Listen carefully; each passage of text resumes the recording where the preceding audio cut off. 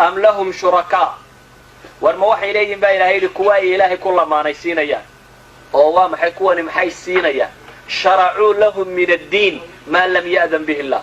وأشرعيي يتقن أنا الله وقلين با إلهي لي إذن ككو شرعيي يتقن أنا الله وقلين وأدناء كأقبشو معنى هذا وحي تهي عقيديا إن دقالو بس هذه أتقرنش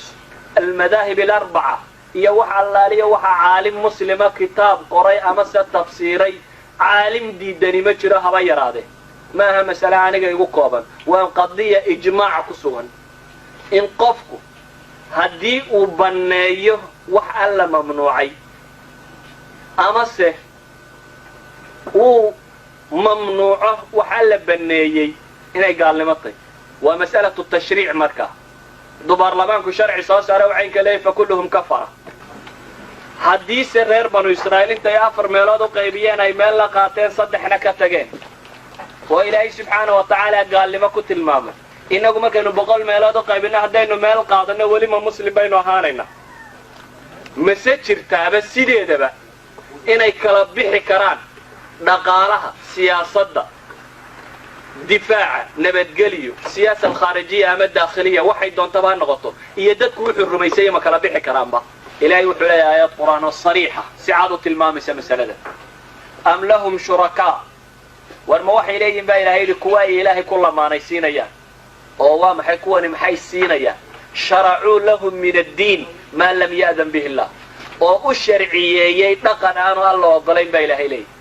إذن ككو شرعية لقنانا لأقلين وأدناء كأقبشو معنى هذا وحي تهي عقيديا إنا دقالو بس هذه أدقرنش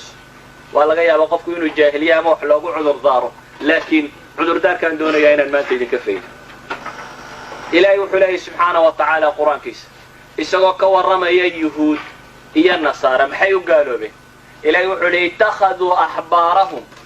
ورهبانهم أربابا من دون الله waxay ka dhigteen baa ilaahay wadaadadoodii iyo suufiyadoodii ayay rabbiya ka dhigteen ilaahay sokadiis oo sidee bay u dhici kartaa in wadaadka la yiraahdo ma rabbi bay ku sheegeen maya aayadan tafsiirkeeda si uu idinku cadaado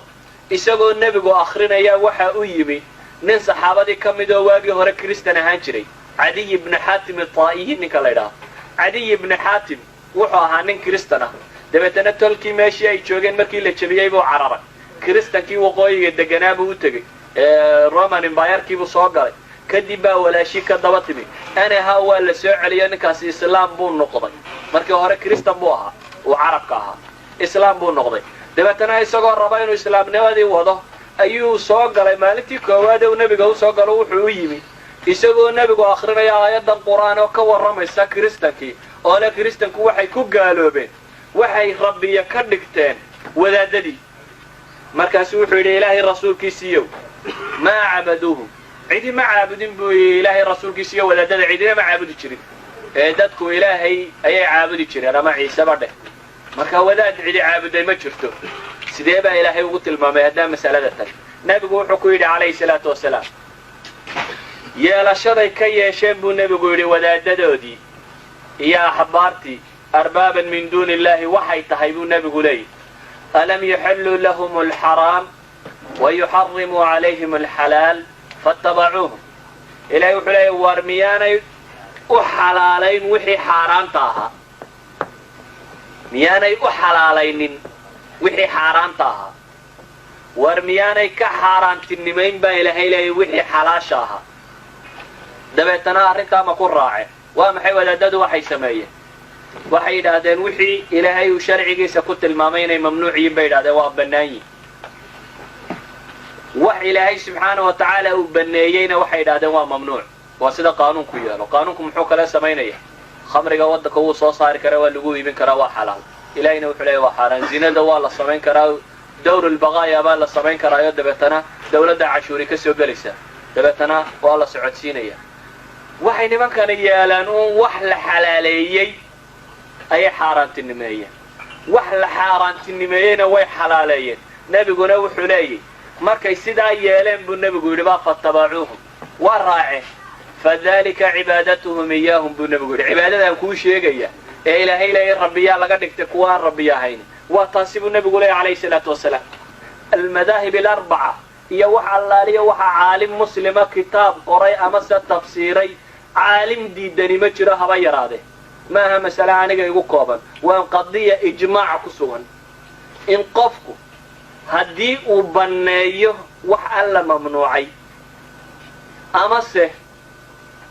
uu mamnuuco wax alla banneeyey inay gaalnimo tahay waa mas'alatu tashriic markaa hadduu baarlamaanku sharci soo saaro waxay ka leeyihin fakulluhum kafara hadday baarlamaankaasi sharcigaasi intay dejiyaan ay isku raacaan iyagoo og ilaahay kitaabkiisa kaa mid khilaafsan inuu dejiyey